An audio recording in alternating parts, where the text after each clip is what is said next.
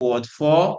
And starting from next week, we are going to be beginning our hackathon and project participation. We've been mentioning this for a while now, that for you to earn your certificate, I mean your badge of completion for this program, there's a need for you to make sure that you fill your attendance, and then you also participate in the hackathon that will be happening for those that are enrolled in the data science learning track, and then the project participation for those that are enrolled in the data analytics track. And I can even tell you that some of us here have been part of this program since Cohort 1. Yeah, because Cohort 1 started with the data analytics, we moved to the data analytics with Microsoft Power BI. And then last week was data science with Python, and this week is machine learning with Azure. Good morning, Oyedele. Please, I have a question. Oh, so the DSN Alagomeji Hub is not a physical hosting center, so you cannot come physically to the hub. Yeah, we're looking at also making the DSN Hub a physical center. We're going to be um publishing this if it's going to be happening anytime soon. So good morning, everyone. Good morning, Oni. It's nice having you here today. Good morning, and I'm excited to inform you that our facilitator is on the call, who is going to be walking us through the platform again today. Mr. Emmanuel Aroso will be taking us for the next 2 hours on how to use Microsoft Azure. And I wish everybody a great learning experience. Yeah, so we'll catch up in the chat session. We'll be dropping the link at intervals for our attendance and other useful links. So I implore everybody to pay attention to what the facilitator will be saying, even though it's very important for you to fill the attendance form, but you know that the best thing, I mean, the most important thing is for you to listen in the class first. Yeah, the links will be dropped at interval such that nobody will be able to miss the attendance links and all other useful links. So Abdulatif is saying, do we have any outlet in Abuja? Not yet. So if there's so every week we publish our physical hosting centers. Yes, we publish our physical hosting centers. We share the link also in the chat. I mean, for you to see the available physical centers. So all you just need to do is to check, uh, click on the link and check up our physical hosting center. You'll be able to know if your location, if there's any physical hosting center in your location for that particular club. Thank you so much. And once again, I wish everyone a great learning experience. Good morning, Mr. Emmanuel. Please confirm you can hear me and you are ready to take us today. Yes, I can. I'm ready. Thank you so much and welcome. Over to you. Thank you very much, Bukumi, and I'm very glad to be here with you guys. And I hope we are all ready to learn for D2 in our machine learning with Azure track. So I'll be sharing my presentation slides. Okay, so today is the day 2 of our free AI classes in every city, sponsored by DSN, which is Data Scientist Network. And I'll be your facilitator for today. So yesterday we started with day 1, which is designing a machine learning solution, where we gave a brief overview of everything that this course entails. So we went over how to do a data ingestion strategy, how to train your model, the services available on Azure for the model, for training your data, and the machine learning processes you will entail, and how to deploy your work when you are done, and how to automate it using the machine learning operation. So yesterday was more of an introductory class, and today we'll be getting a view of how the Azure platform works.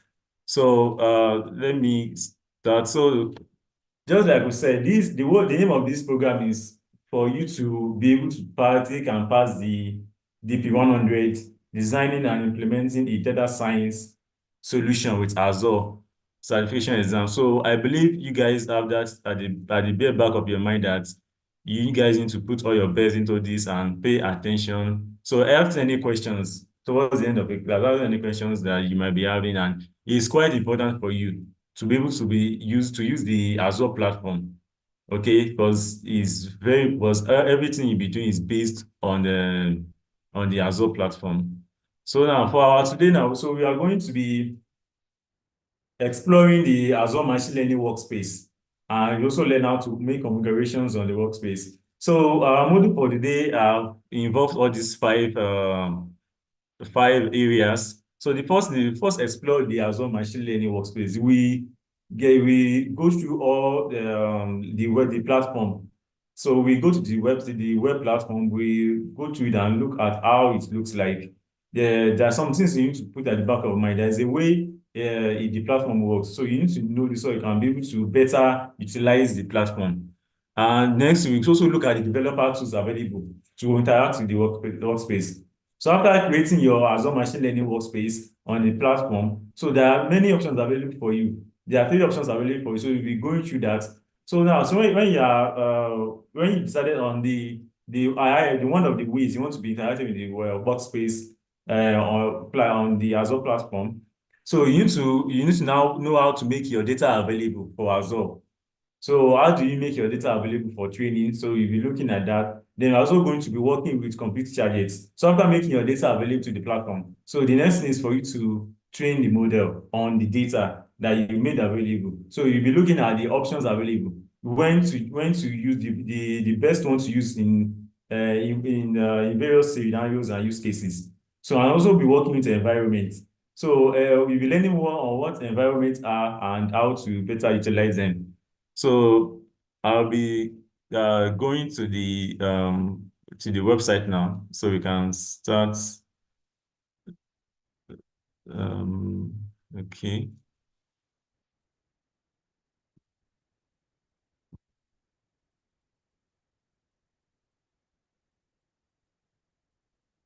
So yes, so this is the two of our machine learning with our Azure track.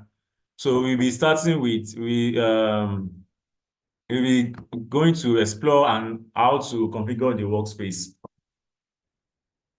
the Azure machine learning workspace for our machine learning workloads.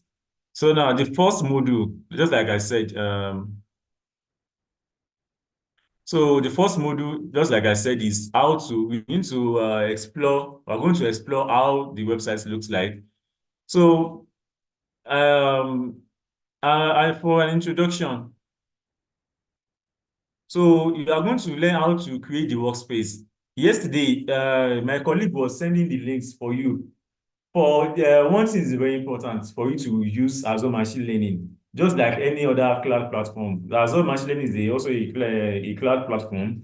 Okay, so and you need to have what we call an Azure subscription, which you can either pay for or you can use some of the free alternatives that Microsoft has provided for us. Which one of them is by using the students' accounts. That means the student email that your school, university gave to you. You can use it to get $100 free credit, which is actually more than enough for you to practice and pass the exam, to practice, to carry out projects, to carry out many experimentations, to deploy, to test to endpoints. So the $100 fee credit is okay. And if someone doesn't have the university email, the other option you can use is getting the $200 free credit, which you can apply for by using your I think your dollar card. Yes, I think you can use either of your dollar card. So my colleagues, I'm sure she'll be sending everything. They'll be sending everything in the chat. So just like you sent yesterday, so you can go through the steps and create an account. So for you to be able to fully participate in this class, I need you to make sure you have an account already. Or if you don't have, then make sure you follow the process and create one for yourself. So you can get an Azure subscription. So these are the first things to do to use as a machine learning platform.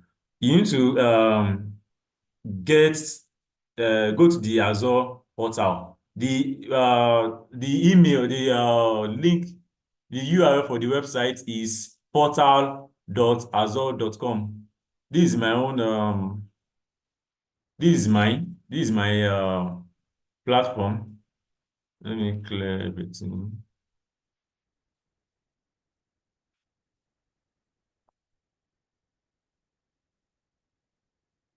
Um, If you are someone without a subscription, what you'll be giving will be different from this. it will give you all this, but you still need to use it. Will be quite different from this. You won't be able to see all this I am seeing here. It's the same website, but you saw this to go and make sure you created an account. You created a subscription through the two methods I give to you. So when you are now logged into your account, so now you can have access to all this. So I have a subscription due to my student accounts from my university. And so let's start. So now after getting the Azure subscription, then you need to create what we call a resource group. All your work in the in the to work in the Azure machine learning platform, you need to have what we call a resource group.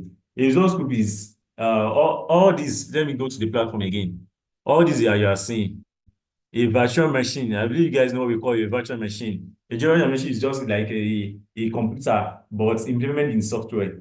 Instead of if you are not new to cloud, you know what a virtual machine is. So a virtual machine is, these are all of the resources available. You can have a virtual machine. If you want to deploy an app, you can also have a load balancer. You can have storage accounts, virtual networks. All these are available for you to use. So you click create a resource. Let me see. So these are all the things you can use. If you want to deploy a Windows server for the data center, you can do it. If you want to create all these are there in software. All these are there in software. So in the category of AI plus machine learning, these are some complete that have been created for you to be able to easily deploy it directly. So now we are working with the one called Azure Machine Learning. Where is it? It should be here.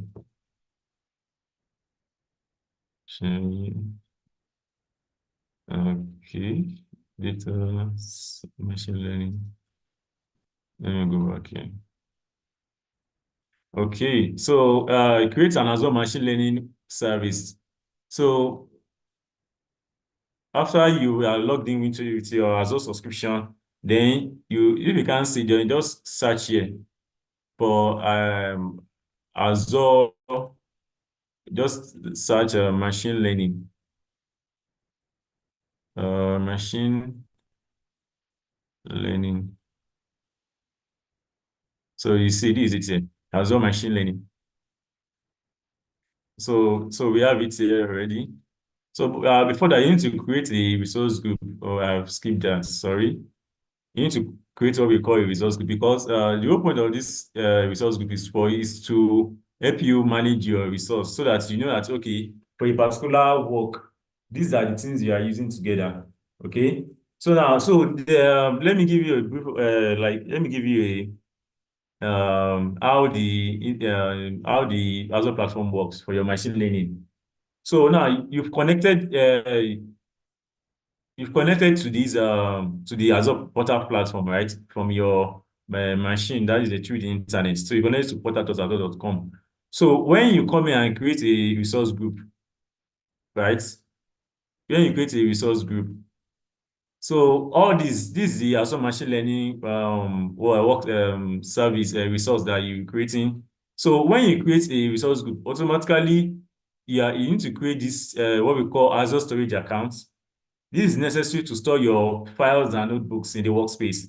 These guys will be created automatically. All these guys are important. This is Azure Key Vault. It's for security purpose, for authentication and keys. Because when you're working in a company, you don't want anybody else to work to have access to the important development on the website or the production resource group. So this guy will automatically create and this is a version side, which is meant to give you monitoring service of your workspace. Or you want to be monitoring your service, like monitor the resource, like a resource utilization or the cost in cost, or how often to monitor your resources in your resource group. So this one will be already created to it, and this container registry will also assigned to it automatically, it is needed for the machine, the images, and the all of this is how they all be encapsulated. As a machine learning workspace resource plus all these the storage accounts the key vaults, the application inside, and the container registry. All these will be encountered inside your resource group that you'll be creating. So, and this subscription, which is very important. So the solution that you have, my subscription, which is the one given to me due to my student account. So everything is encapsulated in it. All the resources I create is encapsulated inside my resource group. So this will help you to be able to segregate different workloads on the Azure platform. So you have a resource group that deals with a particular work, maybe the one that deals on a particular product. So you can be able to put them differently in different resource groups so that you can be able to easily identify them and separate them. And so virtue of this key vault, you'll be able to give access based on the person that needs to have access to it. Not everybody has to have access to the workspace because this can cause issues. Somebody can just go there and go and press one or some decision and they just break down the whole workspace and delete everything and go and cause chaos. So you don't want this. So all these things will be created automatically when you are creating the workspace and they will give you more control over your workspace. So so now when we create the workspace, let me come here. Need to create the let me create the resource group. So I will go to the resource group first. So you need to first create a resource group. Can I say I have no resource groups for now because I deleted all what I resource groups I have.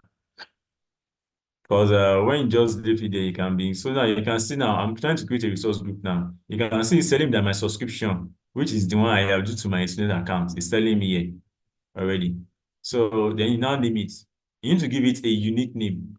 Can I just give it, okay, so since we are doing DSN, I can just say DSN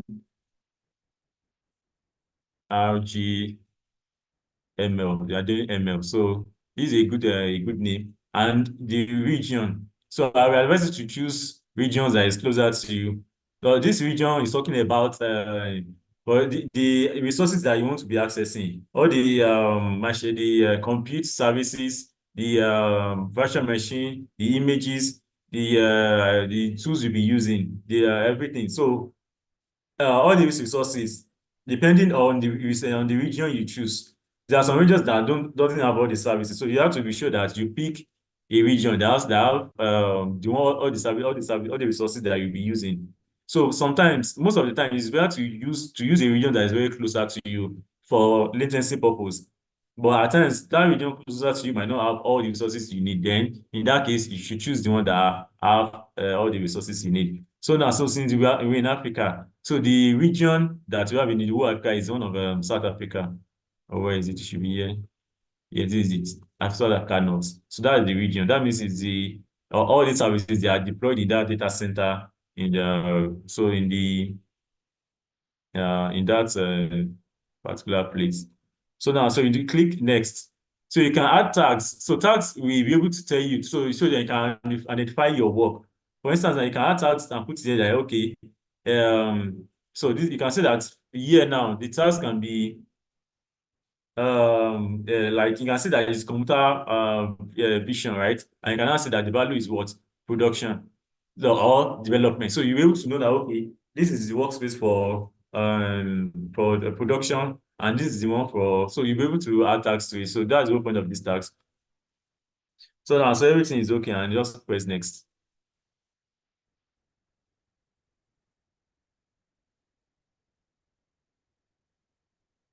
Okay. I don't know what's going on. It should be creating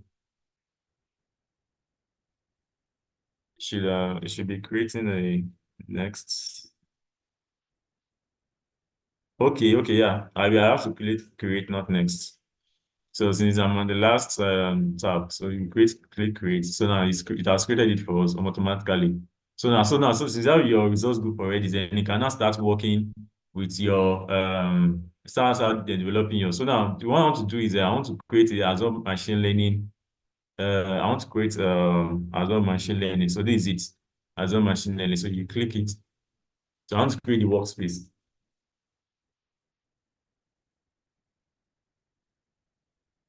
So it might take a bit of time.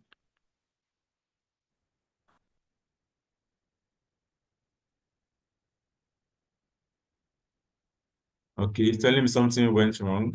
Let me click. Okay, yeah, it's working now. So now, so this is how you create a Azure machine learning workspace, right? So now, uh, you see this the subscription rate is very important. Without you don't have it, you won't be able to be able to practice anything at all. So now, I have the subscription rate is the one virtued by the student account I have. Then resource group, the one I just there, you click it here. So now, so you can now name this workspace. Okay, so you can just say that okay. You can say Azure ML and WK. So this so now the region. So now we also go to South Africa due to latency. So automatically, this is what I was saying. Those storage accounts, key vaults, application insight, and content registry, they'll be created for you automatically. You use it now. So just give me one automatically. Yeah, storage account. This one will permit me. Where is it? Okay, yeah, the storage account is to store all your files. All these things are needed. So you need to make sure that it's created. It will locally give you one already. So now for the key vaults, for security purpose and limited access to the workspace is created one already. And the application insight for monitoring purpose, giving one already. And connector registry. So there is none already. So you can leave it. That one is not really important. You can create that one later on, but it's important. So let me see now. Let's go to next to networking. Since this is not a practice class, you can just click next.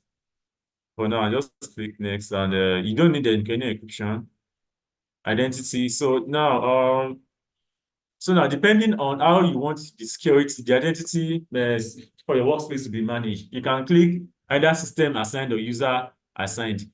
When you click system assigned, that means it's the workspace. There is the Azure platform that is managing it for you. Okay. But when you use user assigned identity, uh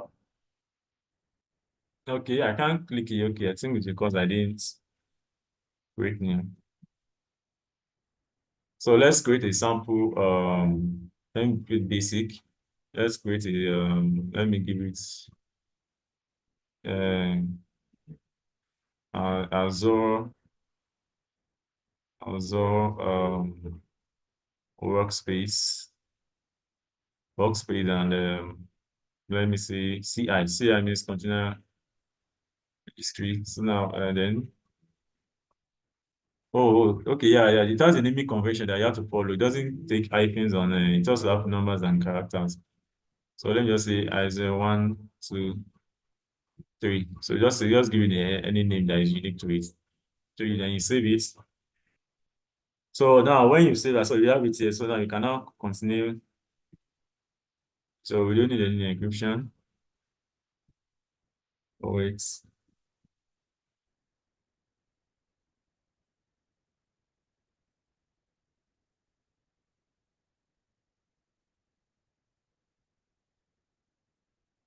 Wait. I think it's because I haven't created the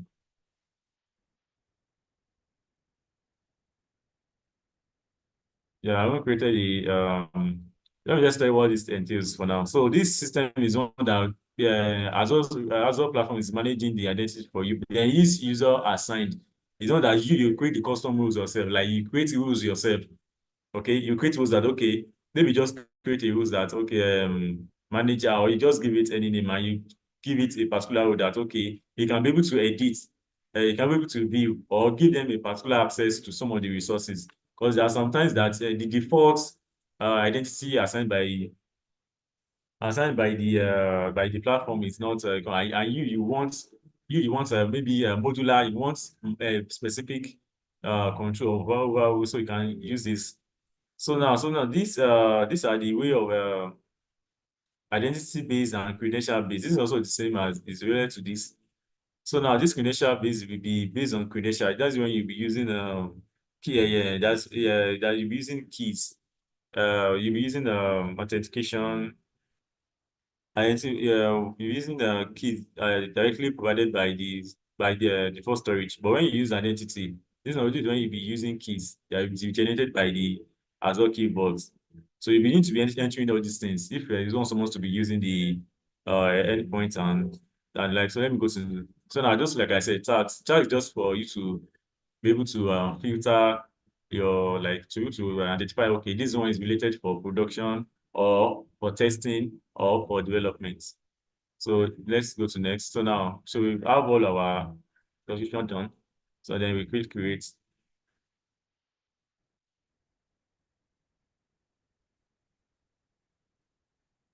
So now I click create. So it's creating. So it might take a bit of a time. So yeah, it's initializing the deployment. So it might take a few minutes. Okay. Okay. So yeah. So now we are now up and running. So we have our machine learning. Okay, it's still in progress. It's not yet ready. It's not yet ready. So it's working. So let's give you some time. So let me go back to here. So all these things that we just created now. This is the workspace we created. This is Azure Machine Learning workspace. Everything is encapsulated under this resource group, and this resource group is under what the subscription that you make. So this is how you used to know how everything works. So now you can create your workspace using what we call you can you do one these are some of the ways you can create a workspace by using the Azure portal. What I just did there was I used the Azure portal. Okay, I made sure I created the resource group.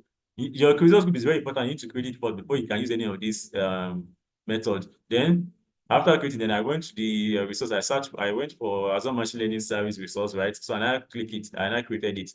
I think it's still deploying, so you need to wait for it. So now another one you can use is the Azure Resource Management Template. This is the ARM. So this is this before you using something like a using like writing scripts to deploy it. Okay. So before you can do that, you need to make sure that you have what we call is a sample. You need to have a subscription ready. Okay. So this is an example of it now. So now you so now this is example of the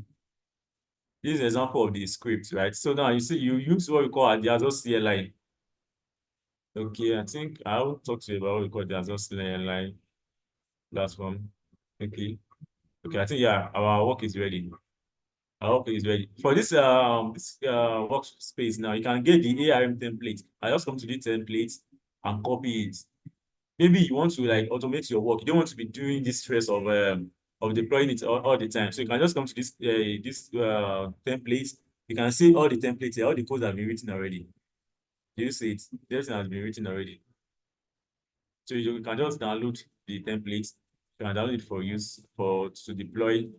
So now we won't waste time on that. So let's go on to the Azure CLI with Azure Machine Learning extension. So this one you can be using this Azure CLI from your computer, right? So you can need to go and download this extension. So when you go and download the Azure CLI, Azure Machine Learning CLI extension, it's a package that you just install it. So from your command, from a PowerShell or your command prompt, you can be using commands to run all this process. So the last one, and that is the Azure Machine Learning Python SDK. So when you install this thing, it's just like installing another Python package by using pip install. I'm sure some of you are not new to using a Python package. So just a pip install and the command for this now to install it for you. So we still go further into all this later on. So essentially say you want to be working from your notebook or from your local machine, right? So this is the best one to use from your you want to be working from your IDE.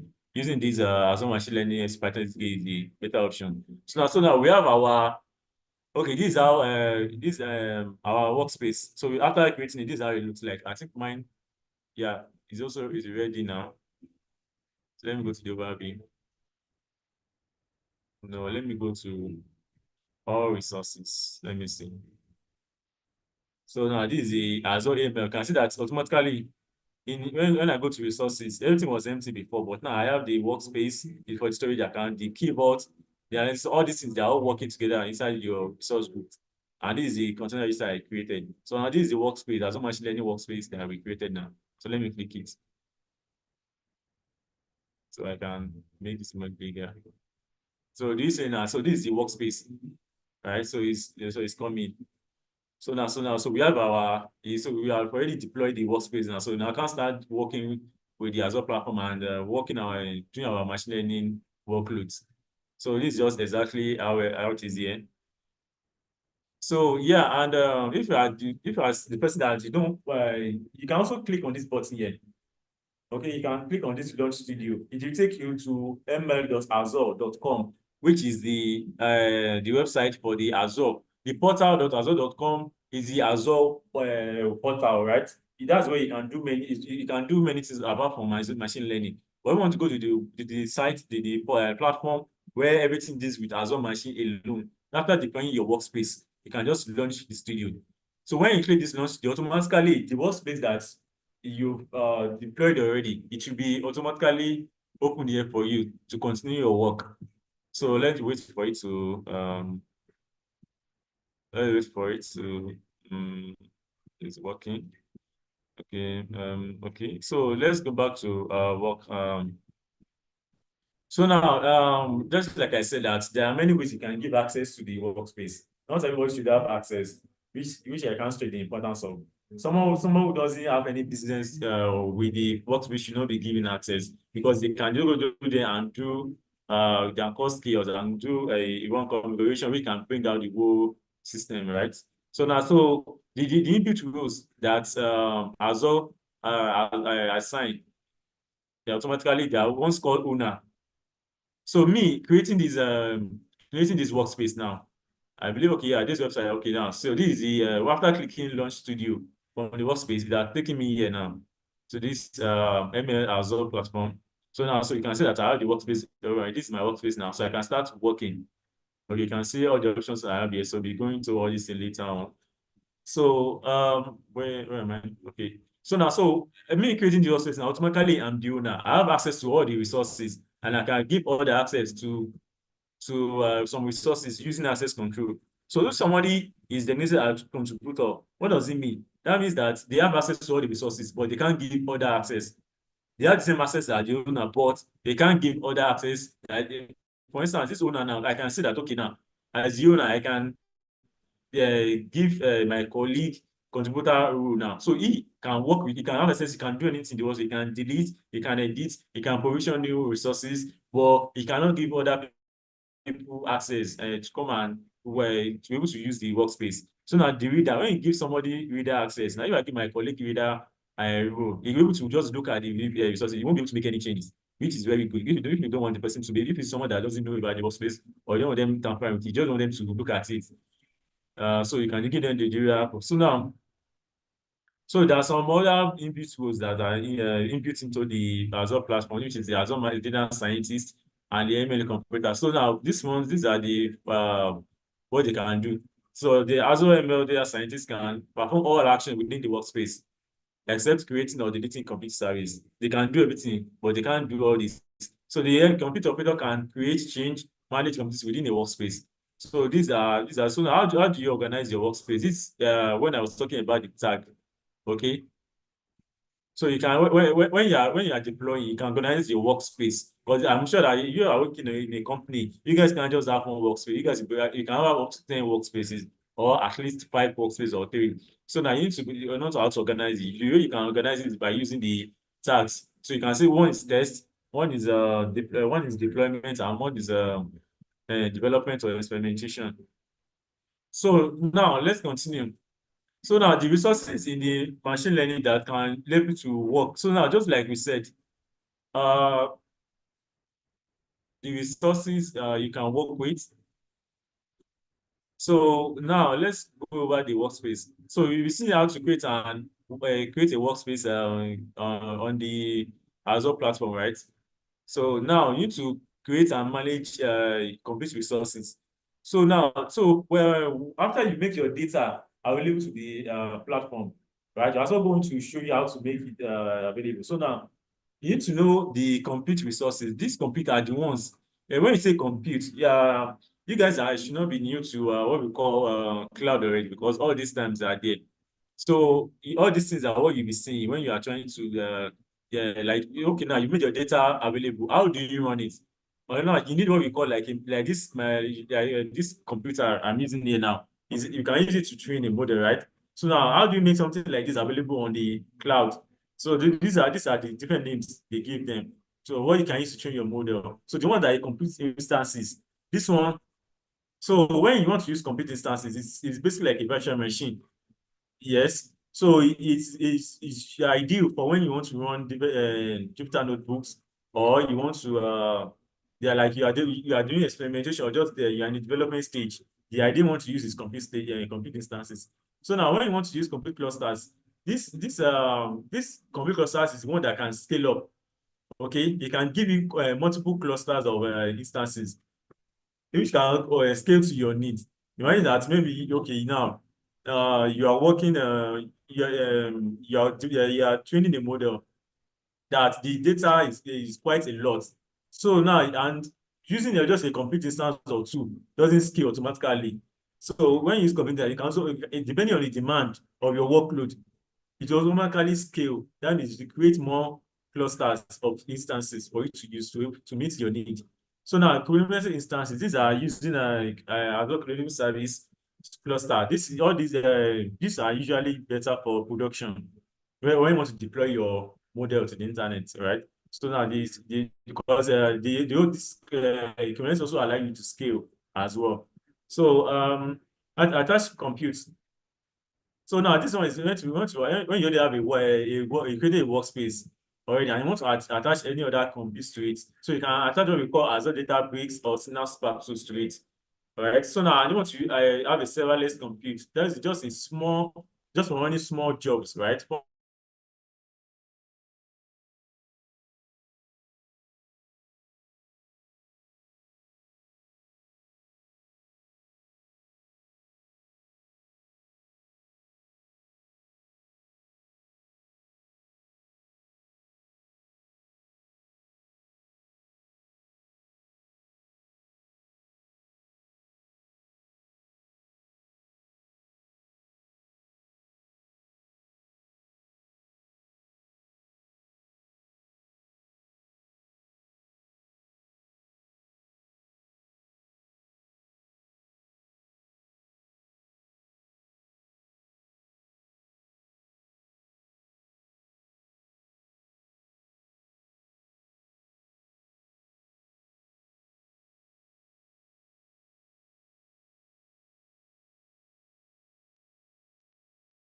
Sorry for that.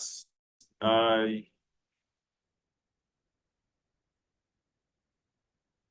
Sorry for that. So now I'm back. There was a slight um technical issue. So let me start sharing my screen. Okay. Okay. So now let me continue. So so now how do you create uh, so now you created the workspace and I told you that the resources that you need. So depending on the your use case, you can use compute instances, clusters, memory clusters, attached compute, serverless compute, depending on your requirements, right? So now what we call data stores are references to your data. In the workspace, actually, the workspace doesn't store data itself. It gives reference to the data that you've already put in other Azure services. Okay. So now so these are the typical name that you can see for data stores as a common in the Azure storage account. When we are creating the workspace, we automatically created an Azure storage account, right? So this is where it comes in now. It's going to be working for you to reference your data for your training purpose. So now when you talk about workspace artifact store, connects the Azure container of the storage accounts to your compute for running your jobs. I want to talk about working. If you are running notebooks, right? When you are working with notebooks, so yeah, workspace working directory is one you will select. While working with blocks, when working with when your data, all this talking about where your data are stored. So when your data is stored in the block Azure block storage, you can use work log storage to reference it. So when it's stored in files, that is in Azure, Azure file share. That's what you call Azure file share. So you use workspace file store. So you need to be able to like you need to be able to identify the best the relevant one for each use case where you store your data. So now, how do you identify machine learning Azure assets? So now on this,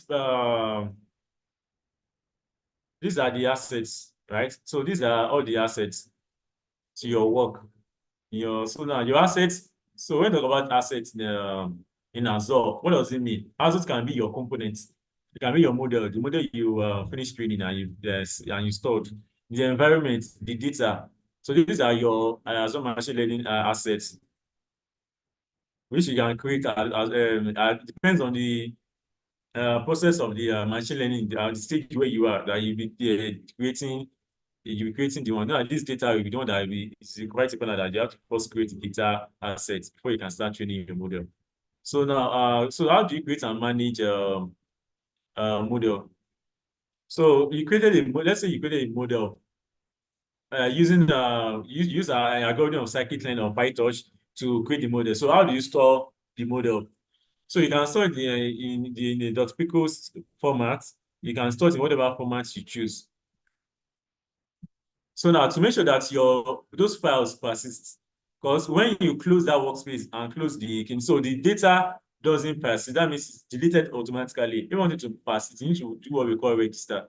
You need to register it. So we'll be showing you how to register your model in the workspace. So now, how do you manage your environment? So now, environment, what does the environment entails? It refers to the packages you are using, the resources you are using to run your model. Okay. So for instance, imagine you are using Python. So and you're using open source frameworks, just like scikit-learn, or you're using TensorFlow on your local device, and you want to be able to use this thing, maybe you need all these things on your local machine, right? And you want to send this thing to the cloud, that is to the platform.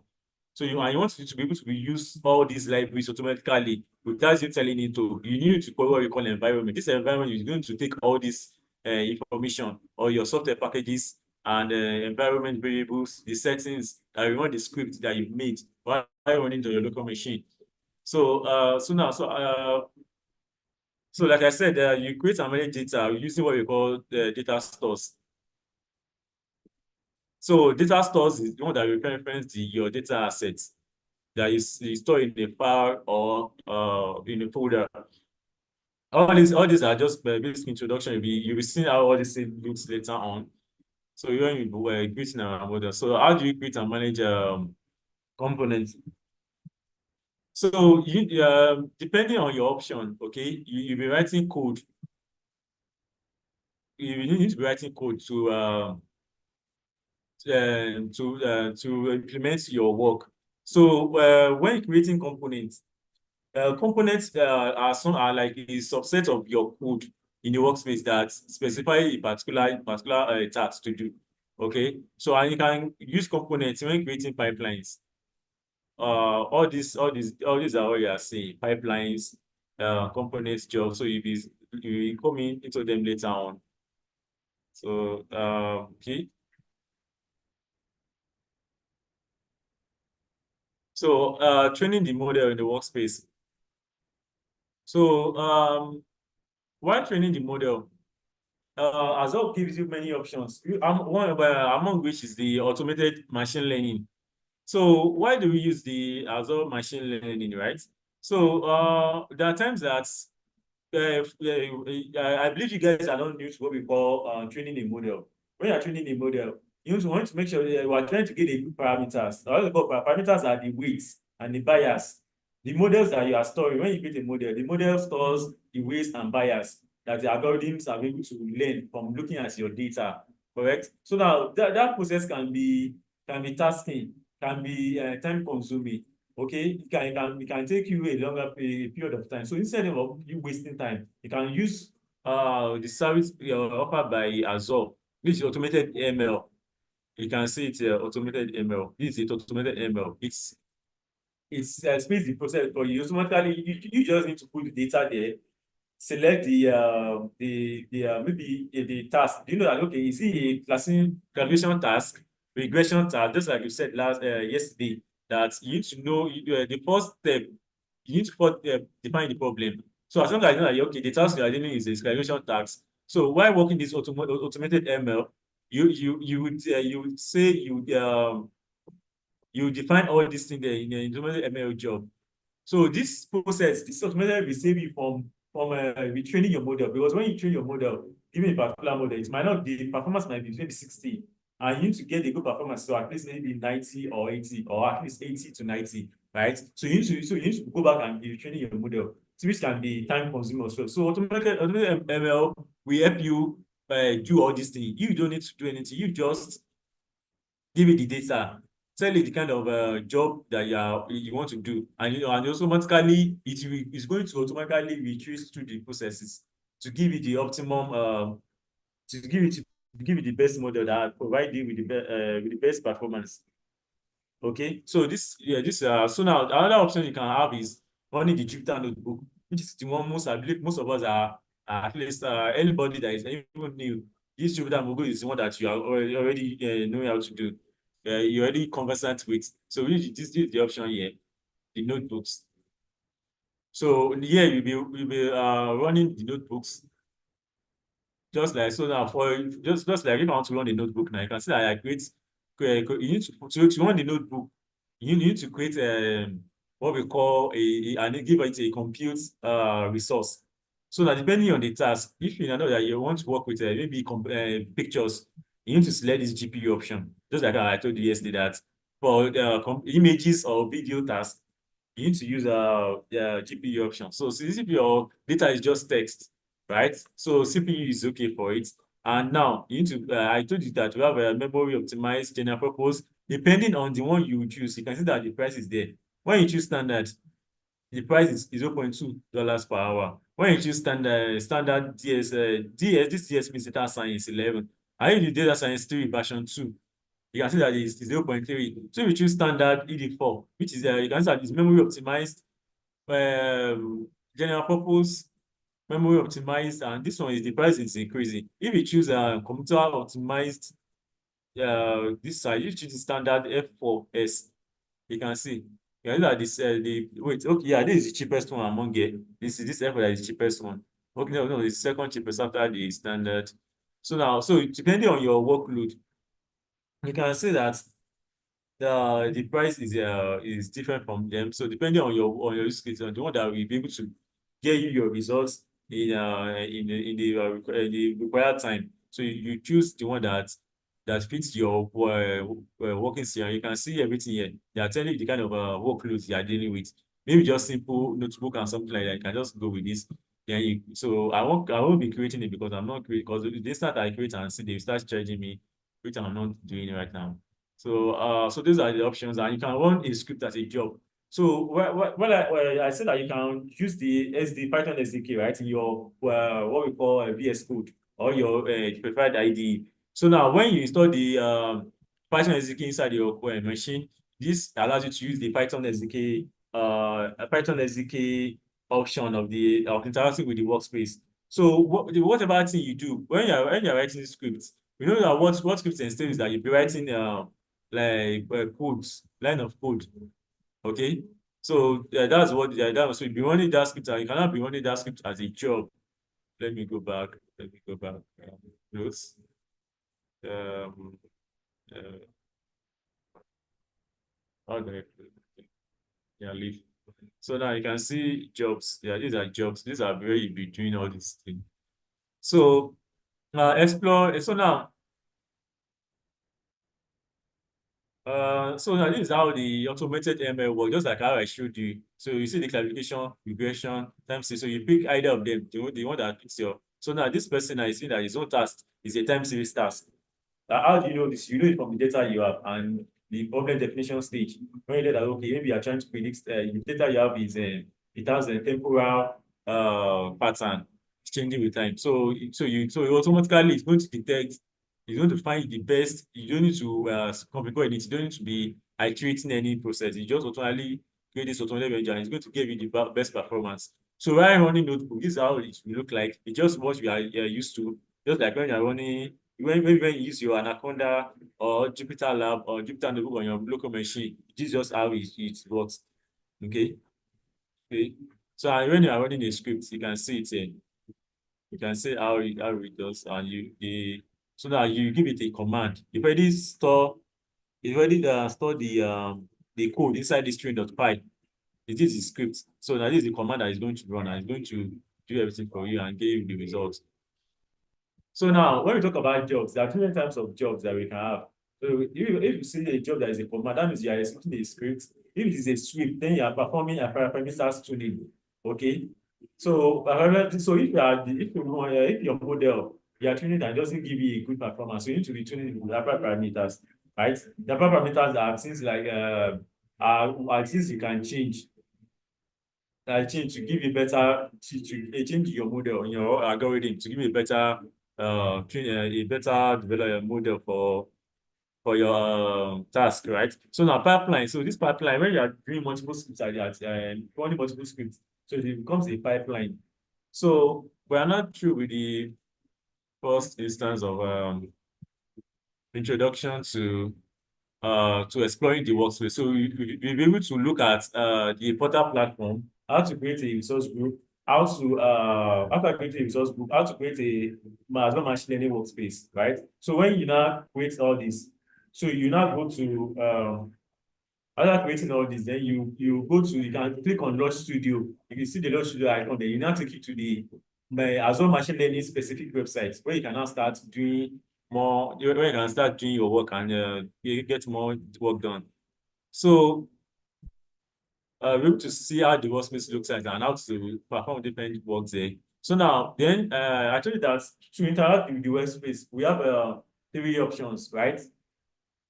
You can use the studio just like after creating the machine learning workspace, right? This is the machine learning workspace that this person created. So now, after clicking on it, you will see.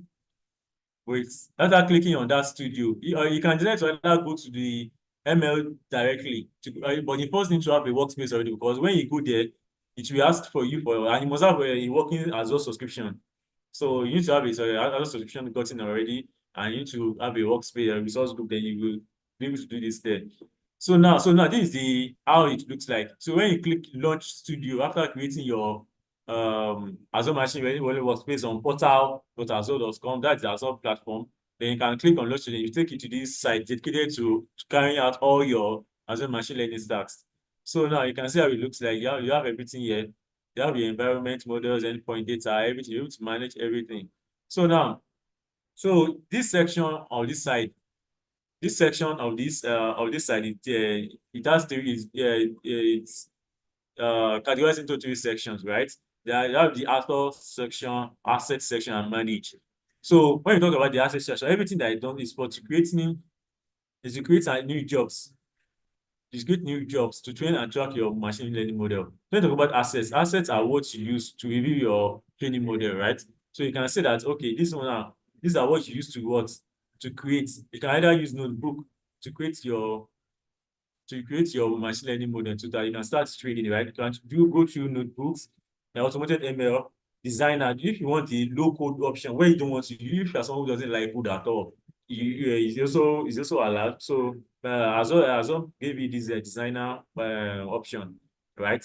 So these are the main options. So you use this designer. So you won't even enter any single code at all. You just be clicking and dragging. This one is this is where the designer comes in. So now the asset, this way you can. So after you've trained your model and everything, so how do you now review it? How do you manage the models? Okay, so this gives you the option of doing that. So the assets is where you manage the jobs, the data, the component, the pipeline for automating the process. The assets are where when you are training the model. So now when you want to manage your resources, so these guys give you the option for the compute, for monitoring data labeling. So this is how you manage your compute resources and everything. So yeah, so now let's go to the first of the option. So okay, yeah, we've talked about the studio. right? There are three ways you can do it. You can interact with the workspace using the studio. This is studio there. This first one. You can come here and start doing all this. Or you can use the Python SDK. Okay, so you need to install Azure AI ML. You can see it, right? It's going to do this code just like how you install another package. So then you can now jump into your VS Code and start coding away. So to make sure that you can be able to connect to the workspace, you need to write a script, and that script you need to write all this. You can see that you say ML client, go to ML client. It's taking it from this ML client object. Okay, so you need to all this you need to pay attention, because I believe that from Cohort 3 that machine learning with Python, you guys have been able to acquire some Python skills and know what this means, right? So you need to first of all import all these packages, then declare it, then assign. So you need your ISO ID in your script, the name of your resource group, which you should have created it already. You need to have gone to the portal and create a resource group already. You need to have also go out to the portal and create a workspace, because you'll be using their name. You'll be putting their corresponding name here. You can see you put in the subscription ID here. You will put in your, so my own subscription ID is Azure for students. So my own resource group is I think the resource group was, what's the resource group again? The resource group. It should be all resources. No, it should be in resource groups. Resource groups. So DSNRGML, right? So now, and my workspace is Azure ML box. So you put in all this in there. Then you run the scripts. So now, so if you want to now start running jobs, okay. So then these are you write the code. So this is the code where the code is stored. Yeah, you need to give it the direction. So these are the format of running using Python, and after connecting to the website and running this code, then you just start running your jobs, right? So now, so you need to give it the environment. So the environment is like, okay, now you want to run the code. What is the environment? Is it scikit-learn? You can say you're using scikit-learn and using Python 3.7. So this is where you design your environment, that okay, the packages that you are using, the software you are using, right? If you wanted to work with PyTorch, you see PyTorch here, you won't see sklearn here, right? So then your code for training the model that you're using in Python used to be stored in this string.py. Then the compute that you want to use, so complete instance, I think that you can use complete instance, complete clusters, Azure Kinetic source cluster, and you can use attached compute. So there are various scenarios where each of them is the best. So let me see now. So that you now run this job. So use this command if we are trying to create a new job.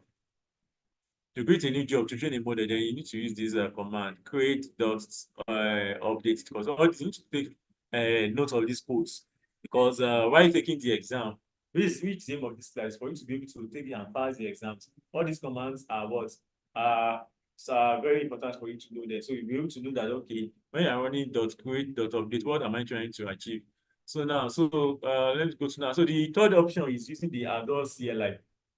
Okay, so you can install the Azure CLI into your local machine by going to your no, you can go and download it. It's here. See now, it is a package. So this is it. So you can install it for Windows and Mac OS. You can also install it for other Linux distro as well. But you can also access it through the cloud share. That's what you call Azure Cloud. You can be running it from there as well. So after installing, then you need to install the Azure Machine Learning CLI. After installing that package, which is the Azure CLI, then you now install the Azure Machine Learning extension. These are all the options they provide for you, depending on you. Some people like all these command formats, right? Command prompts, working command prompt. So so they cater for all your needs, for various people's needs and requirements. So now, so after so this you install the Azure CLI machine learning extension. Then you now start working. You can start working. So after installing, then this is how you add it. You say AC extension. Since you install this Azure CLI inside your machine, then you can be able to access this command easy. And now say AZ extension add, then you're adding this machine learning extension, right? So then you're able to be working with Azure machine learning workspace. So now, so you can now start running commands. You can see This is an instance, this is a code that's trying to run a command. So it says AZML, right? Compute, create. Then it's create the name of that workspace that you are trying to sorry, that target. Then you are saying that okay, you want to use a cluster, right? Then you give the size. Now when you are looking at the size, you are using standard DS3, the standard DS11, standard DS1. So we put it here. Then the minimum instances. So when you're working with clusters, you need to give it the instances like I do that when you're working with instance, if you want it to scale up, like you need to give it a maximum it can scale up to and the minimum it can be, right? So you need to say that okay, the minimum should be 0. Like when you're not doing any work, everything should turn off. But when you're working, so you should use as up to 5 instances of compute for your work. Okay, so then you put your resource group name, then workspace name. Then these are the format. This is the format. Okay. Or you can also use what we call YAML file, right? This is how you do the YAML file. You use how you use the YAML file, then you run the command. So you can see that instead of writing all this like this, all everything that is here, just put it inside the YAML file. So and you now put the YAML file command there, then you'll be able to run your work. So yes.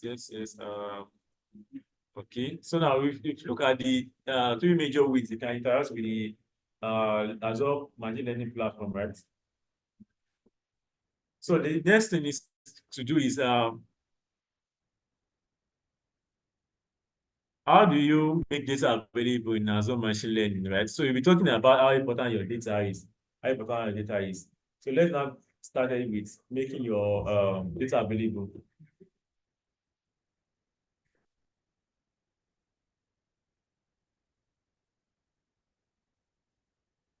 So the first thing you do is okay, no. So you can make your data available to what we call URL. URL is just is a superset form of a URL. It means uniform resource identifier, right? So it means uniform resource identifier. So now, if you are working with I told you that later on the first day I told you about the data chain leg and data store. So depending on if the amount of data you are using is huge, wait, okay, these are two of the common ways you can use if you want to use URI to reference your data in the Azure machine learning workspace, you can use the HTTPS. That means if it's publicly available, okay, that means maybe the data set maybe the data you want to use is available. It was gotten by an agency or by an organization, and they made data available to the public through a URL. So you just go and get the URL, the URL. So you this when you so this is when you use this option. Okay, you either use the HTTPS, then you write the full URL to that data store where they are when the people state so it will be able to apply it for your work. But if the data is in you store that data, you put it in your Azure data lake, right? You are storing it in Azure data lake storage. Then you use APA, it will start the APFS. So you need to know the difference. But if your data is stored the data store, I've already told you about data store earlier that when you're working in Azure machine learning here, you are working with Azure machine learning and you are storing your data in Azure data store, which is going to give you a reference to that data. Then it starts with AZML, right? So now this is how so uh, so now this is an example of data now. So when you create an Azure blob storage in Azure and you store your data in it, previously the data is a diabetes.csv, right? So this is how you store it. You go to the training to the container that we created. So don't worry about that. I think that's for me to show you. But just so that when you're working with data blob storage, right? Blob storage or using a publicly available data store, your URI starts with HTTPS. So let me see where they apply the HTTPS protocol. Okay. For now, just mind all these formats when to use either of the things. Kindly note it there. So now let's talk about so let's now talk about creating a data store and a data set.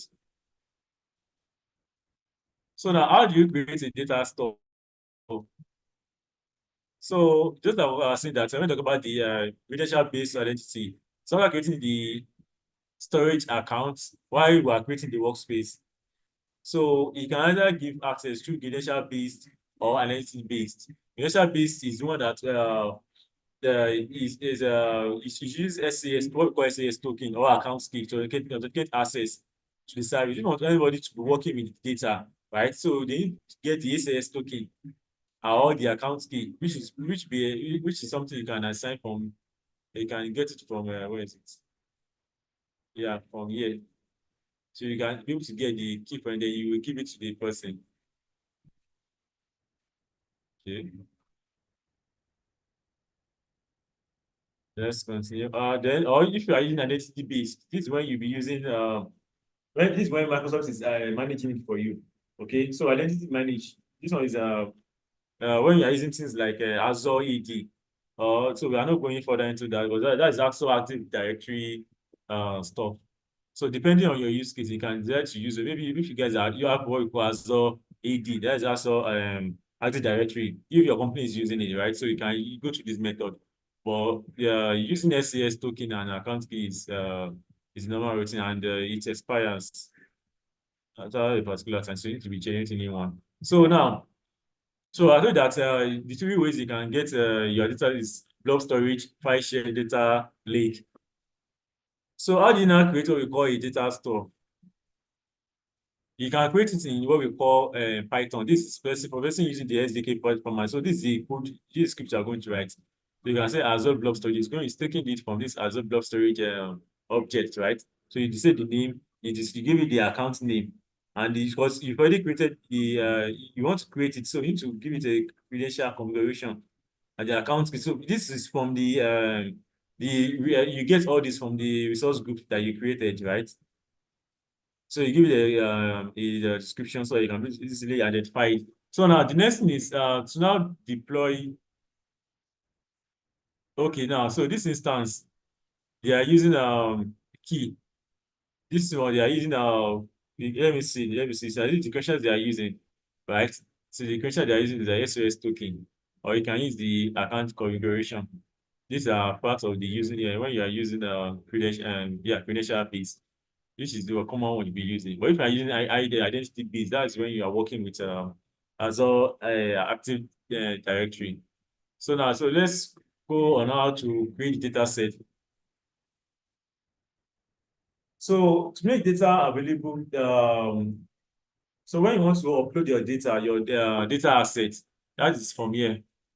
This is the data, where is it? On Azure ML. Where is it? Okay, yeah, so assets, then data.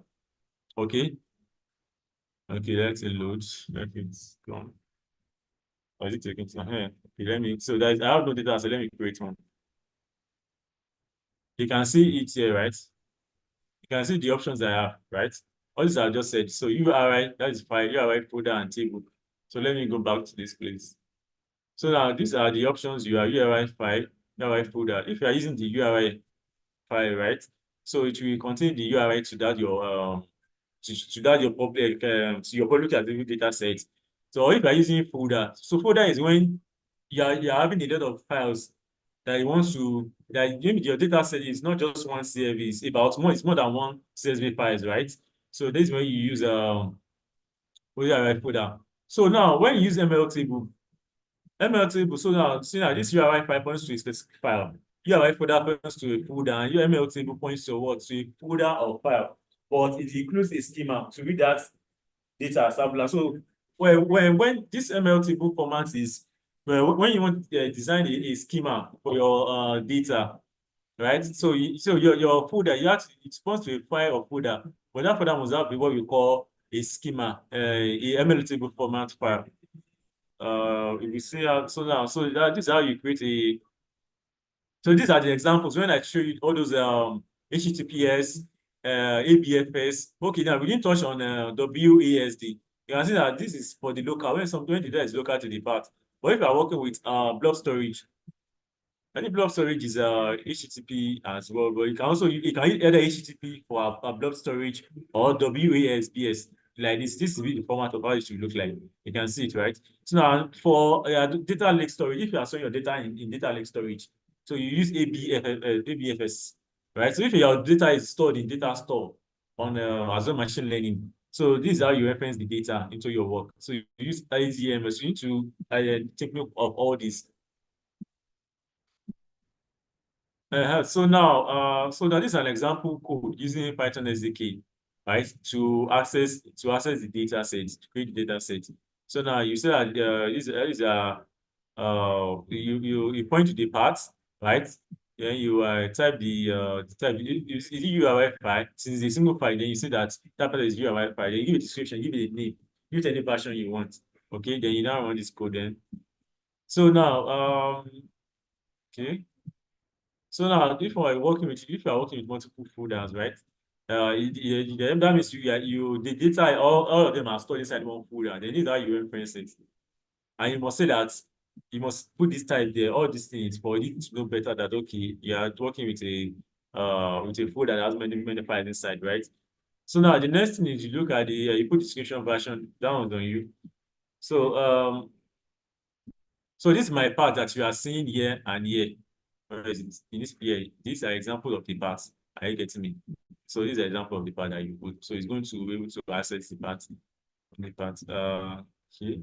So where is it? So now, okay, yeah, this is the using the UI data format. So now we're going to talk about ML table. So when you talk about schema, it's like a rule, okay? Like a rule that defines how the data should be read. So if your data deals with a schema, right? So you need to use what we call MLTV data set. So this is it, right? This is how you define it. For ML in the YAML, you can create a YAML file. Then you say type table, right? So you create all this. So you everything will be done like this. So you put everything here. So now when you use Python SDK to create it. So you can see that interface you put .ml table here, you see, right? So my Python, so you put description or whatever. So my part, that is the part to where you are storing that ML table file, right? So you need to design it here. So now when you're running the job, so this is how you apply this is how you write the code. Because now when you want to run the Python job, you need to say that you need to put this is how you write the code, that's how to pass the argument for the file. Okay. So if you look at the various ways to make data available on Azure platform. So let's go back to let me see, where is it?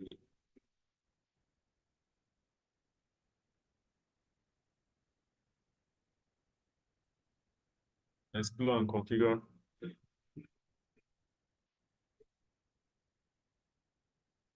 So yeah, we've explored how the machine learning workspace looks like and resources and we created a resource group, gone to the machine learning workspace on the ml.azure.com.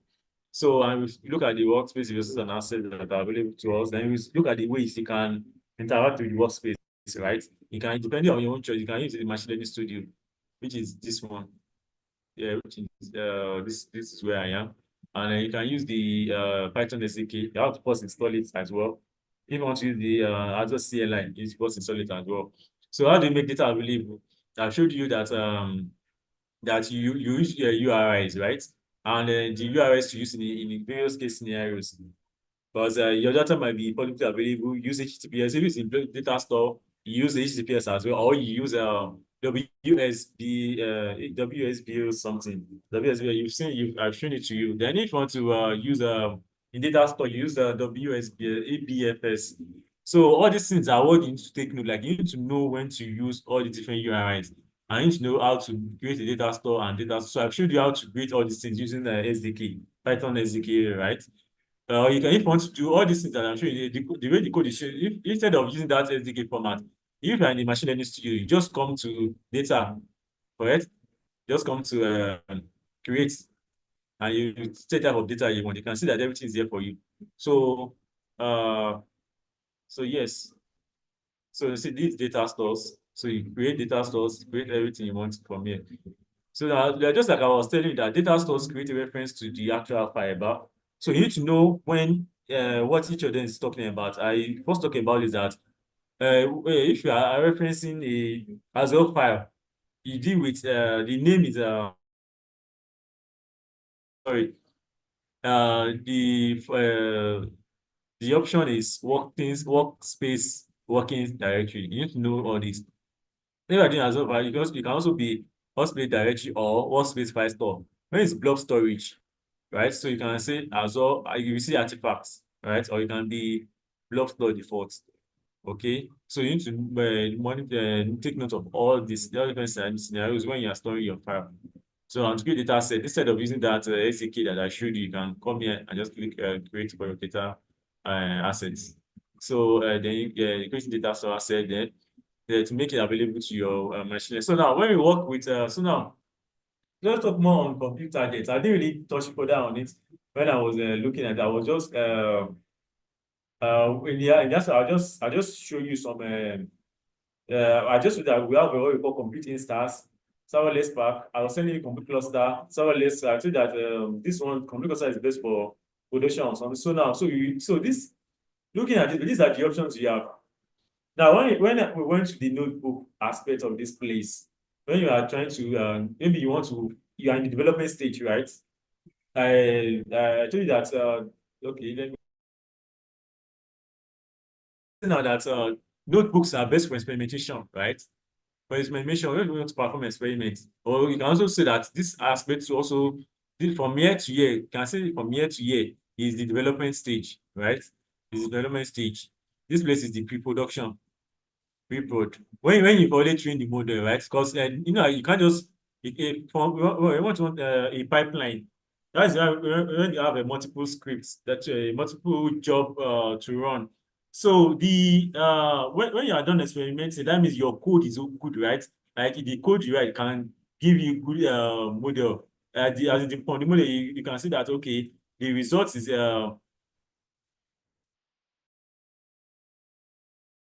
good result. Are you getting like you are getting good performance from you are getting a good getting a good performance from your model. Do you get like when you train the model is giving you good performance, or maybe it meets your criteria. Maybe your criteria is that the model should perform to accuracy, or depending if it's classification, there's a way you can yeah, you see talk on this later on, but I believe you guys are not used to all these formats of identifying a good performing model, which is if it's a regression model, use what we call mean root square error. If you are working with a classification problem, use what we call precision. You look at the precision, you look at the recall and F1 score. So if it meets so that means the code you've written here, you can turn it into a script to run as a job. If you want to run multiple jobs to train the model, then you can put into a pipeline. Okay. Let me show you a sample pipeline. Yeah. Pipeline is just you running multiple scripts. You're orchestrating your data. So let me see. There should be a sample, example, and sample. Let me look for. Okay. Let's see where it's okay. Okay, these are some examples done already that you can go through. Okay, let me go to this web classification. Let me start it.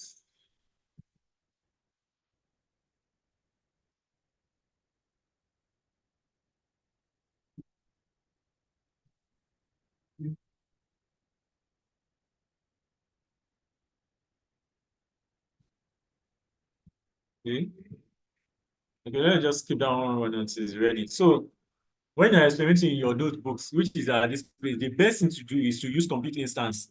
Are you getting me? I hope you know that complete instance, when you are taking this machine, it has a price. You can use the general purpose, you can use GPU. If your data is image or video, you need to use GPU option or CPU option. So now this serverless pack is what you can use. If you complete serverless pack is just a small, in fact, it's a fully managed small compute. You can use for training jobs. So for experimentation purpose, why can't experiment like while running the models, testing your script to get the perfect code or model for it that can be running your script. Then the best thing is to use complete instance or serverless Spark. Because complete instance is just a simple virtual machine, right? So now, so when you are done, I want to be running your script as a job to train the model. You can use what we call complete clusters. This guy will be able to scale up or down. These guys don't scale up or down. But this one, this complete cluster, um, um, Kubernetes clusters and attached compute, they can all scale up or down. Are you getting me? So, okay, attached compute is another complete option you can use, right? So, attached compute they allow you to use existing compute like Azure machines. For instance, maybe you've already deployed your work and you want to use the one that have already been deployed. Is Azure machine that deployed already or Azure database or something that wants to deploy. You want to attach it to your workspace. You don't want to create a new one. That's when you use what we call attached compute. So attached compute is what this blue means is that when you see this blue, it means that it is managed by you. Like you have to actually do many configurations for all this to work. But when you are talking about serverless Spark, serverless compute, and containers, all these are managed by Azure. So you don't need to do any configuration on them. Do you understand? So, but this one you need to be like manually configuring and managing them. So, compute clusters, serverless compute, they are best for running we call this place pre-production. Okay, so they are best for running because they can this computer can scale up or down. Serverless compute too, so it can scale up or down. So yeah, Kubernetes service can scale up or down. And attached compute, that is a compute that someone that's already deployed and you want to attach it to your workspace. So you can that's when you use attached compute. You can also use it. So this is the best scenario. So you need to understand, you need to make sure that you note all these things down, like the best scenario to use them. So now after you have be able to run your jobs and pipelines and your pipeline that you've gotten a good explanation, you got a good code for you, that you put it in job and you want to run it. Now you can after getting it like running your codes in as a job to train a model, you can just skip this process of pipeline. You can just come here directly, depending on your need. But if you want to run it, you want to be running the code in batches, like in the pipeline. That's when you come to running the pipeline. So it's not necessary that. So these are the procedure you will follow when you do experimentation using complete instance. Then you run this as a job. Because when you do it as a job, you give you the model. Are you getting me? So the reason why you want at the job is because it's from this place that you can attach what we call ML flow that can be able to let you to register your model. The whole point of using all these things for purpose of ML operation. Do you get me? Because you don't want to be repeating this process again. Let's say you did the model in 2022 due to maybe data drift, technical changes, change in whatever, change in data or whatever. So you want to change the model again. You don't have to go through this nonsense process again. You can just automate this thing, this guy. You can just come here, go and do your explanation somewhere, then put the script here, then automate the process of doing your machine learning operation. So this thing so you won't be wasting time on from pre-production, that is from development to deployment. So this will help you to make everything easy. You can easily automate all this. So that's the whole point of you running it as a job or pipeline. And yes, you can also perform parameter tuning too as well while running your codes as jobs to train the model, right? Or as pipeline, you can also on parameters. So we're talking about that one later on. So now we are here now that you're running with the pipeline. So now you've gotten a good model that you can track and you register using ML flow. So you want to deploy it. Are you getting me? So now you want to deploy it to you say you can deploy it either as what? Either as a batch endpoint or if you want to deploy it for real-time inferencing or for batch inferencing. Then if you are deploying it for real-time, you use containers. The best is to use containers.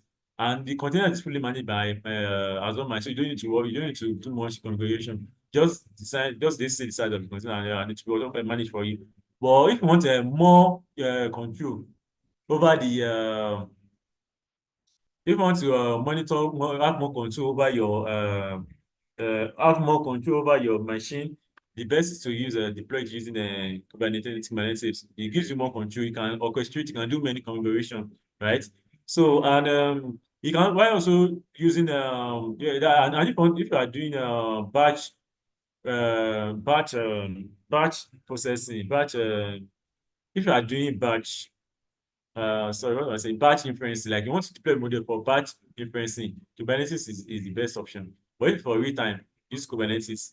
So and you can also use Kubernetes to run all these to run jobs or pipeline. So Kubernetes is very good for you need to go the best scenario or complete to use in best case scenario. Okay, so these are everything.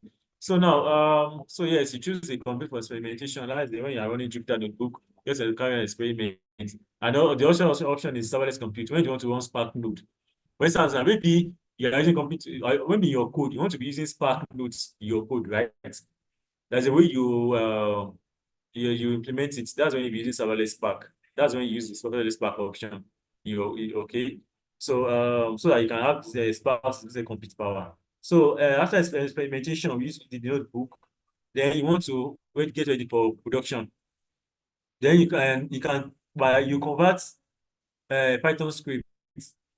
Yes, you convert your code that written down in explanation. Now, when explanation in a notebook, you are writing the codes in Python or R or SQL. I don't know what language you're written in. So yeah, when you write it in Python script, right? So Python is one that I can automate that using scripts. So when you write the code in your notebook, digital notebook, that is it can be on your local machine or it can be this place. I don't know why it's failing. Well, let me, where is the notebook? It can be notebook that you did here. It can be notebook that you, where is notebooks? It can be notebooks on your local machine or the one you run on this place. So the scripts you've written, you can prepare it for production. Okay. So now they will allow easy automate. They will allow you to be able to automate and schedule your work. Yeah, as your model and to retrain your model.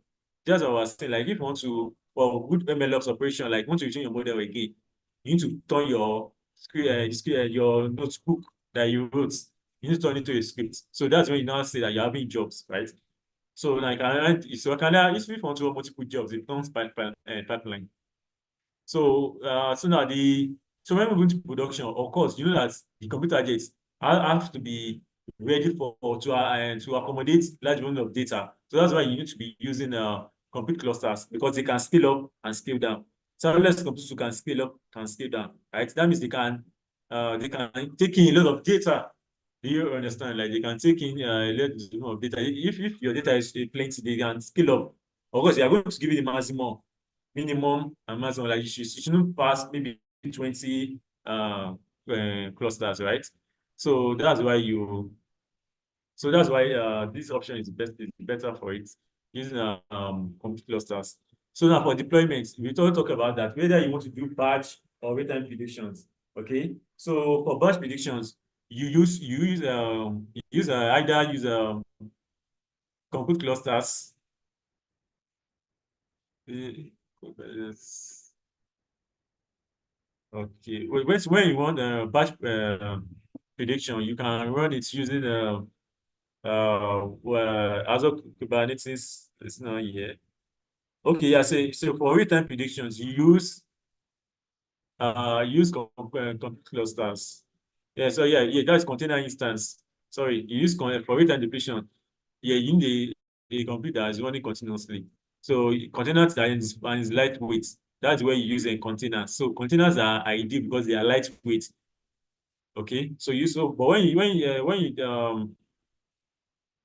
deploy when you are for batch productions, so you can use complete clusters. Okay, complete clusters is different from when you are running it in batch. You can use complete cluster. Complete cluster is ideal. When you are doing for real time prediction, you use containers. So that's why you see batch here. Okay, and you can also use also Kubernetes for deploying in real time if you want more control. I think it said here. Yes, you can use Kubernetes clusters to for real-time prediction. So yes, we are through with that aspect. So we are through with that aspect experiment. So we'll be able to look in depth into the compute options available for you and scenarios that are best for you to use them, right? So now the next one is I want to talk about environment. I've talked about environment, so let's look at it. Let's look at what you call environment, right? So environment talks about uh, when you let's say you did a work now and you use a particular package and a particular they use a particular software package, image or something like that. So and you want to be able to store it. Okay. So environment is what we use to store and this necessary package so that you don't have to be using it again. So you can just get the environment, store it inside a YAML file. So you can reuse it. So maybe you did the work now on your own workspace, and so you can just save this environment. So you can send it to your colleague. If you can run it on his own workspace, it doesn't have to be go and be finding the packages from scratch. You get so it doesn't need to go and be finding the dependencies, the libraries needed. So this environment we're able to store all these necessary files. So it helps you to automate to reuse your code.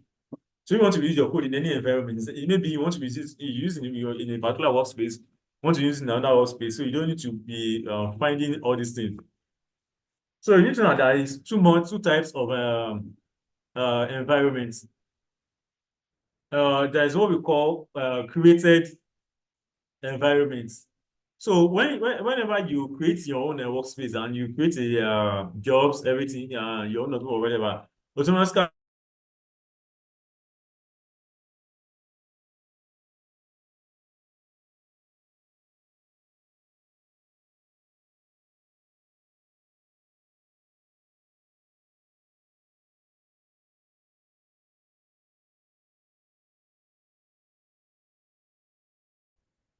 okay, my network. Hope that if everyone can hear me. Okay. So now no, no, when you talk about environments, you have two types of environments. When you provision your machine learning workspace and your resources, um what we call a created environments. That's what we use in Azure machine learning. So they are automatically created for you and made available for you, right? So those are the default ones. But when you want to create your own custom environment, so the other type is custom environment. That is when you want to create a unique environment for yourself, right? That's when you create your own custom one. So that's when you use what we call custom environments. So this is how they work. Uh, so you can see now this is an example of an environment now. So this is a container, right? So an environment will contain all the list of the packages, software, dependencies you want. So it is a container. A container example of a container is a Docker, right? So you can just reuse this environment. Then you can send it to anybody. You can reuse it in a different Docker instance. So and this is the compute target. So it makes it easy to be able to reuse your code, replicate and without stressing, without wasting time on finding okay, which libraries did I use or dependencies. Because sometimes you can run the code now and it will tell you that missing module error. Missing module error, that means that the package is not installed or dependency. Yeah, so you want to like you don't want this kind of you want to avoid all this occurrence, right? So that's this where environment comes in. How do you declare environment by using Python execute? So you use the in the my ml.client object, you use the environment. Then you use this how so you access this guy, this ml client environment. Yes, so that's where you can list the environment. So this one will show you the created environment. That means the one you automatically use. So let's go further to explore. Just know that we have two types of environments: curated and created is the default, and the other. So you can see that created environments are previous environment for that is available by default, right? So this is how you access the the description of the environment. Okay, so you use this when you are using the Python SDK for madam, they are running the code in your VS Code, right? So using a curated environment. So I think that you have three types of job, right? You can have the command, a sweep. When you are doing a sweep job, that is when you are doing a perimeter thing. When you are just doing a command, that means you are just running a single script. So to run a single script, so this is how you configure the environment. You already look at how to do it before when you are. So now I'm just pointing your attention to it that you can see that the environment is telling you what you can see the environment is telling you that okay, you are using Azure Machine and you are using what package? S scikit-learn. This is the version of scikit and you're using Ubuntu 8.04, right? And Python 3.7. You get so this is the environment you are using to run a job. So when you've done the experimentation and you want to you do the production, so before the deployment, you want to run your code as a job, right? So instead of course, you won't be using complete instances. You need to use what we call complete clusters. Okay. So now this guy, so the code is already stored in this tree.py. You understand? Then you are using complete clusters. Then so you are just giving this name and experiment name. That's just what this one is saying. So now this is the environment you are running. That means you are using a Docker instance. Okay, sorry, a Docker instance to run this. So it's going to use up this for you. It's going to use the Ubuntu as well, and it's going to use this for you. So you don't need to don't need to be wasting time running the code again. So now so some errors you can face in this so when you notice that when you run the code, right? Now when you did the code in your VS Code, right, in your Jupyter notebook, so you used some packages, right? So if these packages are not listed in this environment, that's when you'll be facing what we call module not error, not module not found error. That means the package or dependency is missing. Okay, so you can see this in the output or logs tab when you run jobs. There's where is jobs when you are running jobs here. So when you run the jobs and you complete a job, it's going to show you the output. You see the output. You see the output tab or dashboard. So now let's continue. So how do you test and troubleshoot? So that's how you troubleshoot it. So whenever you say module not error, just know that. Or you can go to the output plus logs tab in your job. And when you finish running the job in the Azure Machine Learning Studio, so you can so you have to check this tab. Then you see maybe if you right the error is this, then you know that okay, it's talking about a missing package or its dependency. So let's talk about use custom environment. So I don't have two types of environment. So now so let's say that you want your own, you don't want to use the default then you can see that from this created from this name now, from where is it? Yes, you can see that this thing is a default one that is available in Azure. Let me go to portal. Where is portal? Where is portal? As well as Azure portal. Yes.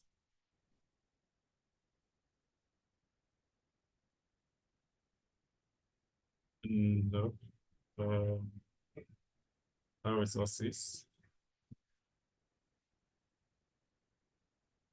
There are some it's in let me see, it's in marketplace. Marketplace. All services. So most of the time, all these things, let me go back. So this created environment, this particular environment now is already available already, right? It's already available already in the on the Azure platform already that you are just using. So that particular image, so you can generate one yourself. Maybe you run a you run an environment using a code. You can deploy, you can save that in as an image to the Docker image markets. Where is it? Okay.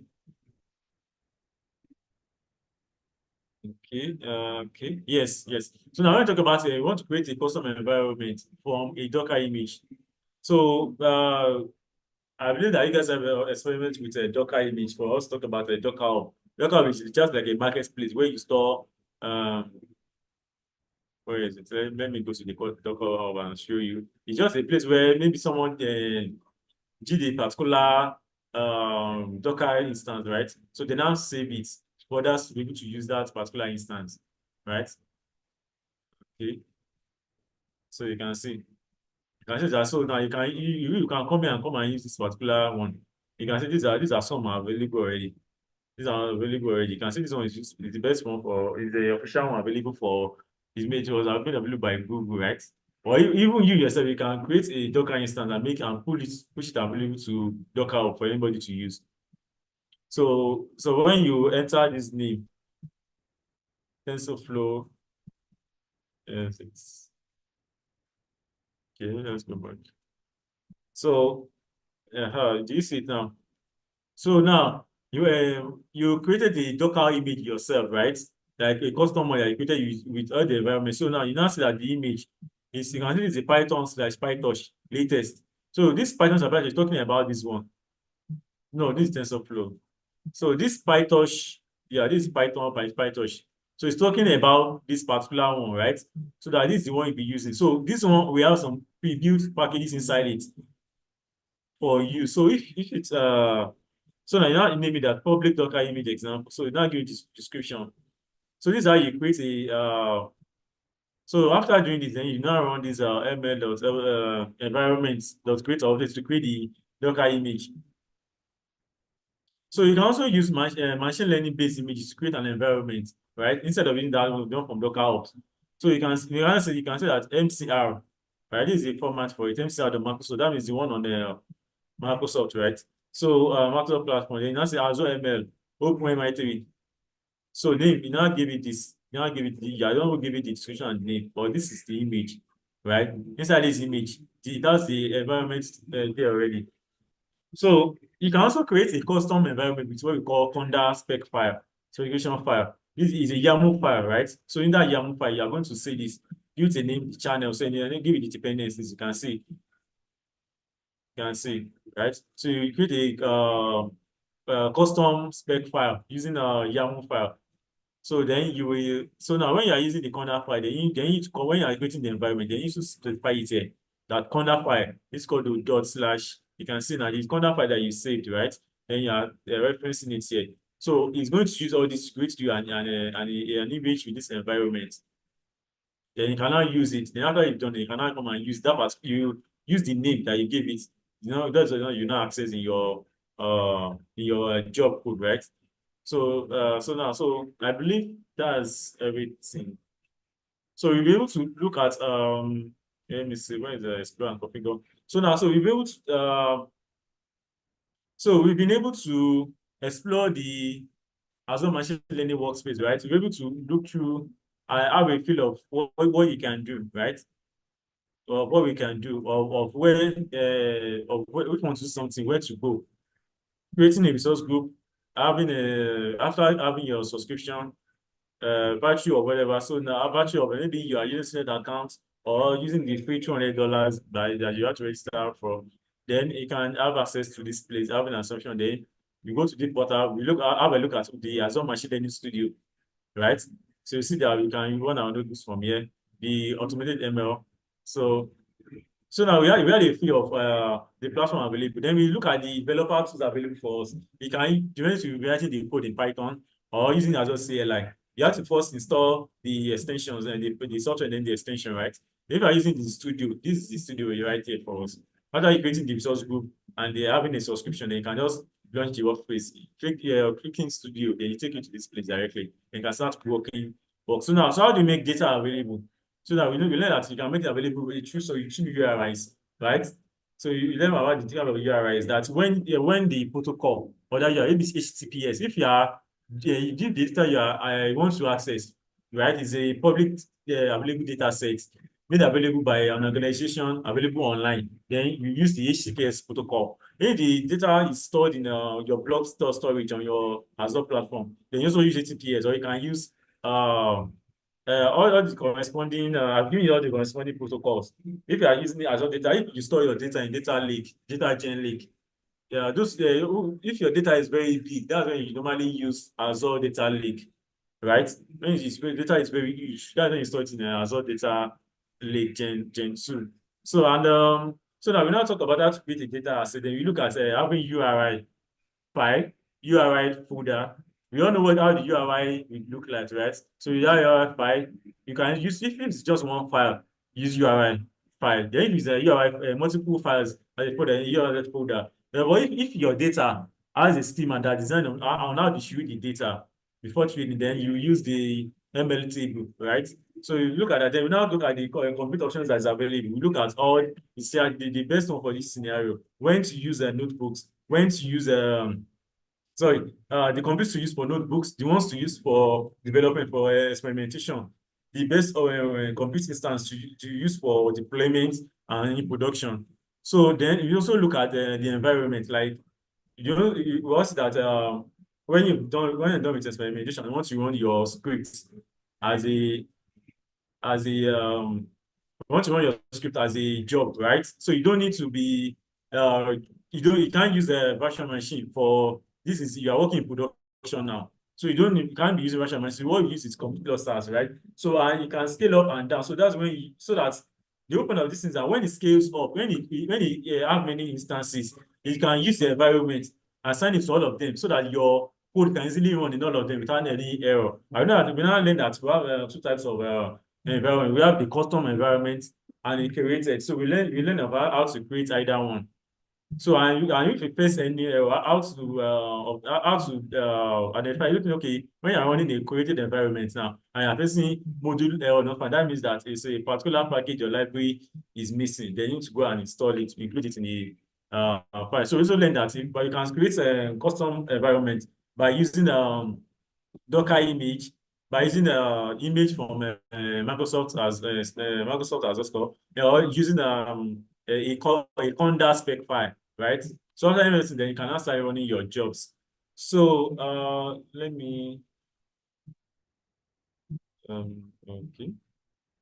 Let me so so I believe we are towards the end of the program. So any questions that might so I'll be passing it over to the host Bukumi to take Great, over great, and great, great, great delivery. Great delivery, Mr. Emmanuel. Thank you so much. Thank you so much. Please confirm you can hear me in the chat. Thank you so much. You say, Lenovo said this is seriously a mouthful. I will need to go over it all over again and again till I absorb it all. Thank you, Mr. Emmanuel, so for the download of knowledge. Thank you, Mr. Bukumi, for wonderful moderation. Yes, it's been a lot actually. Like I do say, we're doing this in a very short time. So there is need for everybody to go back to the learning resources again. Once we end this session, this particular session will be available immediately on our DSN YouTube channel. Even the one for yesterday, I mean yesterday class is already available on the DSN YouTube channel. So if there's any part you missed during the session, you can always go back to the DSN YouTube channel to rewatch wherever you missed. There's a lot of thank you very much in the chat right now. Harry is saying thank you. Honorable is saying great delivery. Agreed, agreed. Yes, this has been it has been an awesome 2 hours. Monday is saying thank you so much, Mr. Emmanuel Akume, for this is what we do at DSN and we're excited that you are a part of this. And most importantly, the class is just day 2 and we're going to day 5. So if there's anybody you feel can still benefit from this training, I mean this particular cohort, feel free to share the learners registration link with them. Yeah, feel free to share the learners registration link with them. The learners form is always open for registration. Olúwafẹ́mi is saying thank you. Ayomide is clapping. Yes, yes. Thank you so much, Mr. Emmanuel. This is a good one. And I think this is a very good time to call up to end the meeting for today. The class continues tomorrow. And most importantly, the conversation continues on the Telegram group. So if there's anything you want to ask, if there's any part that is not clear to you, you can always drop your question in the Telegram group. We have our dedicated support and Mr. Emmanuel also is on the group. So if there's anything that is bothering you, feel free to drop it in the chat. Thank you so much, everyone. Thank you so much, Mr. Emmanuel, once again. See you tomorrow. So Abdulaziz, we really enjoyed the class. This is machine learning with Azure for beginners. Yes, this is taught as if we're all 5 years old, and you can all agree with me. Yeah, it's been an awesome 2 hours. Thank you so much, everyone. We'll meet again tomorrow, same time, same platform, Zoom, or can also connect with us via our YouTube channel. Henry say brilliant. Miriam, you say thank you. Yes, thank you so much. Thank you so much, everyone. It's been a pleasure having you for the past 2 hours. Thank you and enjoy the rest of your day. Bye bye for now. Oh, so Toba say, can you organize, please automate the reminder mail for each class? Well, so join the Telegram group. Join the Telegram group. Let me drop the link to join the platforms again. So join the Telegram group. We'll drop updates on the Telegram because that's the only way we can communicate to everybody like at the same time. So I just dropped the link in the Telegram group now, and I'll be waiting for the next 1 minute before I end the session. So if there's anybody who is not on the Telegram group currently, so do want to join. Oh, your Telegram is faulty. Unfortunately, that's the only platform where uh we can actually reach a lot of people at the same time right now. Yeah, thank you and bye bye for now.